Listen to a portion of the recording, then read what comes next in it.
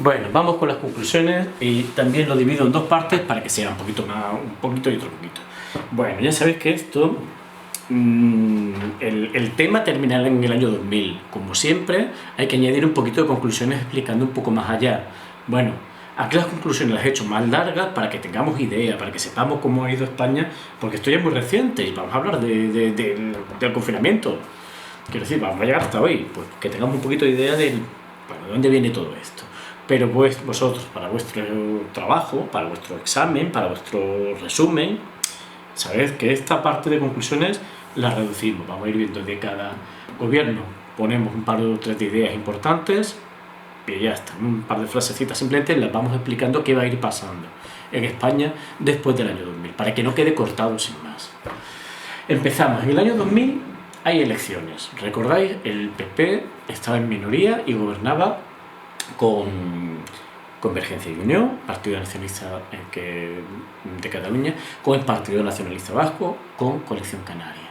Bien, en las elecciones del año 2000, como la economía iba bien, iba muy bien, no había graves problemas ni internos ni externos, la cosa estaba relativamente tranquila, el gobierno del PP no había sido una ruptura, sino que había sido más o menos continuista, pues digamos que fueron unas elecciones muy relajadas, muy relajadas. De hecho, además el PSOE estaba pasando con algunos problemas en cuanto para elegir un candidato y yo creo que toda España esas elecciones se las tomó con calma, como de venga, vamos a seguir igual que estamos, otros 4 años más. El caso es que la gente se relajó y los resultados no fueron los que esperábamos los españoles. De hecho, las elecciones son siempre el domingo, el lunes siguiente estábamos todos diciendo, Dios mío, ¿qué ha pasado? Porque el PP consiguió mayoría absoluta. Hubo mucha gente que no fue a votar, hubo mucha gente que no se movilizó y tiene mayoría absoluta. Y entonces sí hubo un cambio en la línea de gobierno del PP. Al no necesitar ya el apoyo de nadie más, nacionalista o no nacionalista, su política se volvió más dura. Lo que habíamos dicho que al principio la política del PP había sido continuista con la del PSOE, había sido centrista, bueno, eso se acaba. A partir de ahora sí es una política más dura, más drástica, más unilateral. Se llama política unilateral a la que se lleva a cabo sin preguntarle a nadie, sin acordar con nadie, porque yo lo digo. Eso en democracia, aunque se puede hacer, está mal visto. Bien, para empezar, económicamente España iba bien con las medidas que se habían ido tomando desde el PSOE y luego desde el primer gobierno de Aznar, pero se tomaron ahora una serie de medidas que, como vamos a ver, a la larga van a ser muy polémicas y no tan buenas. Por ejemplo, se liberalizó todo lo que es la construcción. Hasta ese momento, como en todos los países, cuando tú vas a construir, dependes de que el ayuntamiento te dé permiso para construir un edificio. Y es el ayuntamiento el que establece dónde se puede construir y dónde no. El PP sacó una ley en la cual se puede construir en cualquier lado. Sacó también una serie de normativas que permitía que los bancos y las cajas de ahorro, el sistema bancario, diese créditos, muchos créditos a la construcción de una forma fácil. Con lo cual, todo el mundo, todos los empresarios de España se dedicaron a pido dinero, construyo edificios, vendo los pisos. Y los bancos estaban por la labor de dar crédito tanto a los constructores como a los compradores. El caso es que, no me acuerdo qué año fue, no sé si fue en 2006 o algo así, no, 2003, 2004 o algo así, solo en España se construyó en un año más que en Inglaterra, Alemania, Francia e Italia juntas en varios años. Eso no está equilibrado. Eso es lo que se conoce como la burbuja inmobiliaria. Compro un terreno, pago un dineral por él porque he pedido dinero a un banco. Construyo un edificio y con ese dinero que he pedido al banco construyo el edificio. Debo muchísimo dinero. Vendo cada piso por cada vez el precio más alto. Y los compradores le piden el dinero al banco para pagarme a mí. Y yo con eso pago al banco. Eso lo que hace es que cada día los pisos sean un poco más caros. Si hoy vendo un piso por 100.000 euros, mañana el de al lado lo vendo por 120.000, el de al lado por 140.000, el siguiente por 100. Los precios de los pisos se llegaron a duplicar y a triplicar. Los precios de la vivienda llegaron a ser hasta el doble o el triple de lo que era un par o tres de años antes. Eso dio lugar a muchísimos desequilibrios económicos, Y eso no es sostenible, porque llega un momento en el que todo el mundo tiene casa, es que nadie más quiere comprar un piso. ¿Y ahora qué hacemos con todos los créditos que hemos pedido, con todos los trabajos dedicados a la construcción? Si ya no se construye más, ¿dónde se va toda esa gente? Lo podéis imaginar, al paro, ¿verdad? Bueno, pues ese desequilibrio se creó en este momento, pero durante este momento no se veía como algo desequilibrado, se veía como crecimiento, como el motor de la economía española es la construcción. Crecía la economía española de una forma rapidísima, un crecimiento muy importante. Bueno, ya veremos cómo luego eso va a ser importante. Durante este momento hay un par de cosas, hay unas cuantas cosas así muy históricas que yo creo que es importante que las conozcáis. No sé si sabéis quién es Miguel Ángel Blanco, quién era Miguel Ángel Blanco. Miguel Ángel Blanco era un concejal de un pueblito pequeño del País Vasco, del PP, un pueblo pequeño, pueblo, no sé, pero chiquitín. No era nadie importante, no era famoso, no era un hombre de un cargo elevado, ni mucho menos. Bien. Pues la banda terrorista ETA, que ya sabéis es una banda terrorista que lleva realizando atentados desde el franquismo, primero contra el franquismo y luego contra cualquier cosa que signifique España, porque es una banda terrorista que lo que pretende es enfrentarse a España para conseguir la independencia del País Vasco por vía violenta. Bien, pues uno de esos atentados fue secuestrar a Miguel Ángel Blanco, anunciarlo, hemos secuestrado a Miguel Ángel Blanco, lo tenemos retenido, con pruebas, evidentemente, y dar un plazo de, creo que fueron 3 días, un fin de semana, para que el gobierno cumpliera una serie de peticiones difíciles de cumplir, no son económicas, peticiones de que liberar presos del País Vasco y bueno, determinadas cuestiones políticas. Durante un fin de semana todos los españoles estuvimos pendientes de la radio, de la televisión, viendo a ver qué hacía el gobierno se reunió con todo el mundo que se tenía que reunir, con la policía, con los demás partidos políticos, los partidos nacionalistas, y el acuerdo en toda España fue no ceder a ese chantaje, no ceder. O sea, si cedes una vez, ya cedes siempre. Y si cedes por este pobre hombre, Miguel Ángel Blanco, mañana va a ser otro, y pasado va a ser otro. Y un Estado, un gobierno, no debe dejarse manipular de esta manera. Aún así, se activaron todas las fuerzas, todos los investigadores, detectives, policías, se trabajaron a destajo por intentar, investigar hasta el último detalle para intentar saber dónde es, intervenir. Estuvieron a punto de intervenir, estuvieron muy cerquita de localizarlo. El caso es que cuando cumplió el plazo, se cumplieron las horas, ETA sacó un anuncio diciendo podéis encontrarlo en tal sitio, y se encontraron a Miguel Ángel Blanco con un disparo en la cabeza, todavía vivo, pero murió sin posibilidad de salvarlo. Eso es un atentado que murió una persona, por desgracia. Movilizó a la población española de una manera increíble. Fue un debate en el que todo el mundo, interesados o no en política, más de un partido más de otro, todo el mundo opinamos, todo el mundo participamos, todo el mundo reaccionó.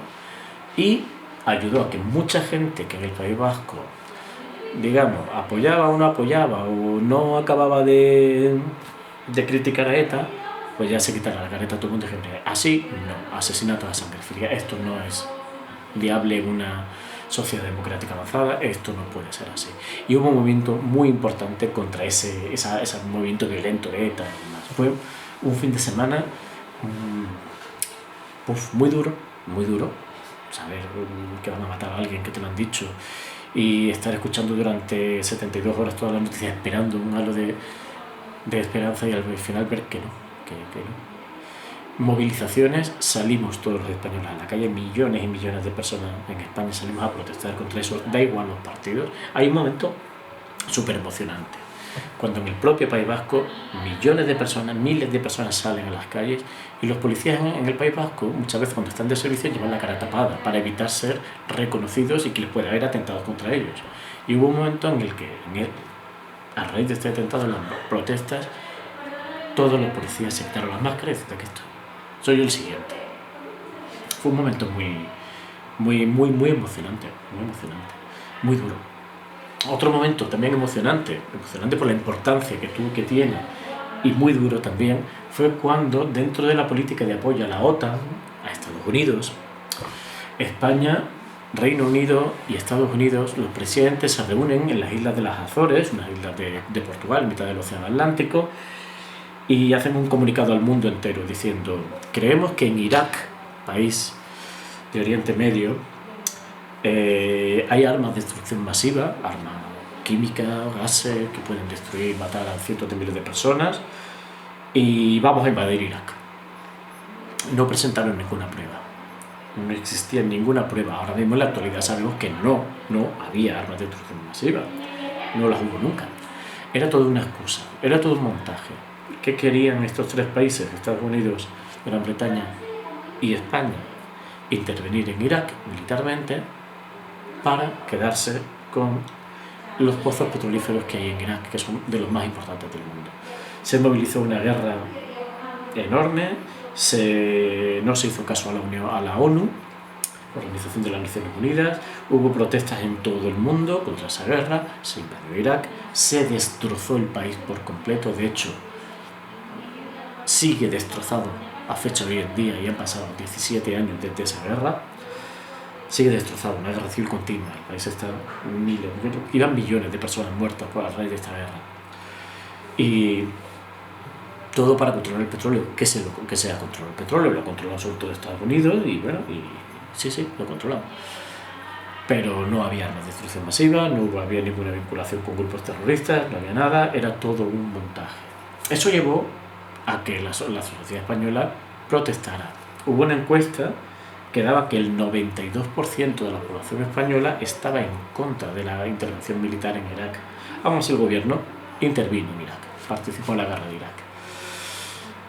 A consecuencia de esa guerra de Irak, el grupo terrorista Al-Qaeda, no sé si os suena, Al-Qaeda, dirigido por Bin Laden, terroristas islámicos integristas, que ya habían atacado a Estados Unidos, las Torres Gemelas, las dos torres en las que se estrellan los aviones y demás, fue un ataque de Al-Qaeda. Como España había participado en esa guerra de Irak, atentó contra España.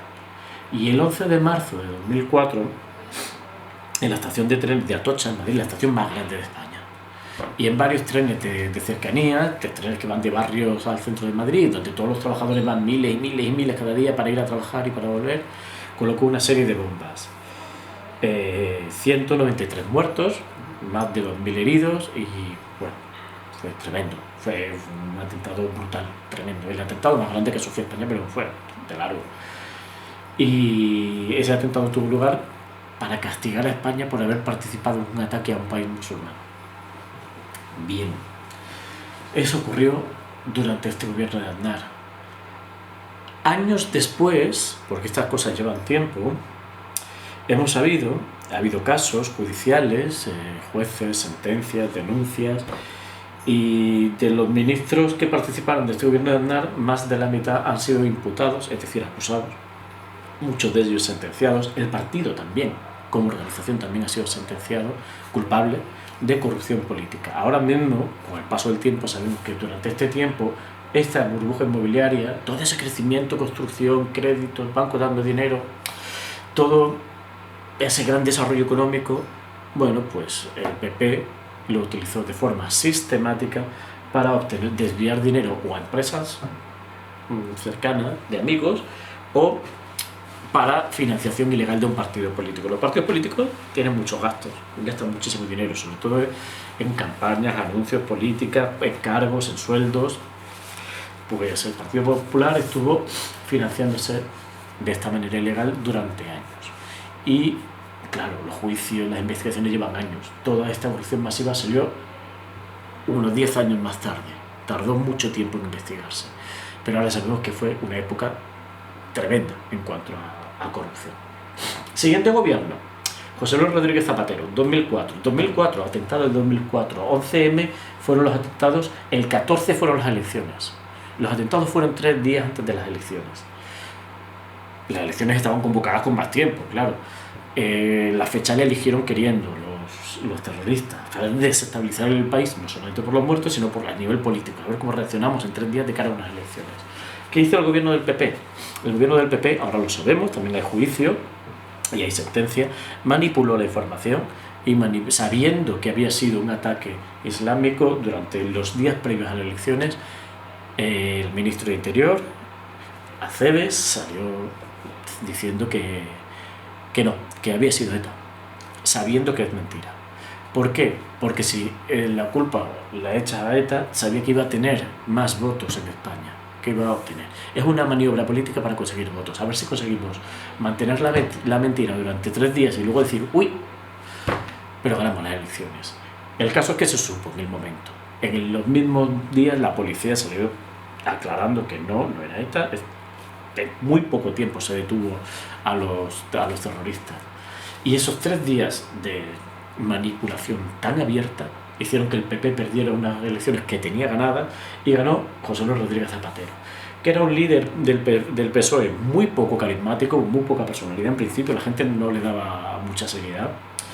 Un tío tranquilo, calmado, que no discutía con nadie, que no decía frases grandilocuentes, y de repente llega a ser presidente del gobierno de una forma bastante inesperada. En minoría consigue los apoyos y durante los primeros 4 años su gobierno se centra sobre todo en aspectos sociales, por ejemplo, la ley de matrimonio homosexual, también en renovar los estatutos de autonomía de Cataluña, País Vasco, de Andalucía, que fue muy polémico, pero bueno. Y él desde el primer momento dijo que iba a intervenir en este desequilibrio económico de la burbuja económica. Al final no lo hace, porque sabía que en el momento que rompiera esa dinámica iba a crear mucho paro, y ningún presidente quiere ser el responsable de crear mucho paro. Pero la historia tiene lo que tiene, y durante el gobierno de Zapatero llega la gran crisis económica del 2008, una crisis internacional que empieza en Estados Unidos, que afecta al sector bancario, pero que se extiende por todo el mundo. Y cuando llega a España se encuentra con que nuestro sector bancario está mezclado en la burbuja inmobiliaria y hay un desequilibrio enorme. Los precios de los pisos se desploman, lo que se había multiplicado por 3 se divide. Las empresas constructoras no pueden pagar nada de lo que deben, no pueden, quiebran todas, los bancos empiezan a quebrar todos, ese hay un agujero tremendo, y durante unos años, a partir de 2008, la economía española directamente se paraliza. De haber menos de 1 millón de parados, de unos 800.000 parados, de repente llegamos a hasta 5 millones de parados. Y el país teniendo un déficit, unas pérdidas anuales del 10%. Bien, ante esa crisis hay que intervenir. Aquí Zapatero estuvo lento. Estuvo lento hasta ponerle el nombre de crisis. No hablaba de crisis, hablaba de problemas económicos, desajustes, había una crisis brutal. Y cuando tarde decide intervenir, interviene recortes en educación, recortes sanitarios, recortes económicos a todo el país. La verdad es que los últimos meses de gobierno de Zapatero se le veía en la cara que tenía el pueblo una depresión que no podía con ella. Termina dimitiendo en 2011, justo después de que hubiese unas protestas en toda España, en toda la ciudad de España, en todas las plazas de España, el 15M. La gente salió a protestar contra la crisis, la gestión de la crisis, reuniéndose en las plazas. Pero gente de todos los partidos políticos, o de ningún partido político, daba igual, no era una protesta ideológica, era una protesta contra, por favor, que nos estamos muriendo, que nos estamos quedando en paro, que no podemos pagar ni comprar la comida. Todo esto ocurrió durante el segundo gobierno de Zapatero, dimite en 2011, convoca elecciones, que ganará Mariano Rajoy y que pasamos a explicar a continuación.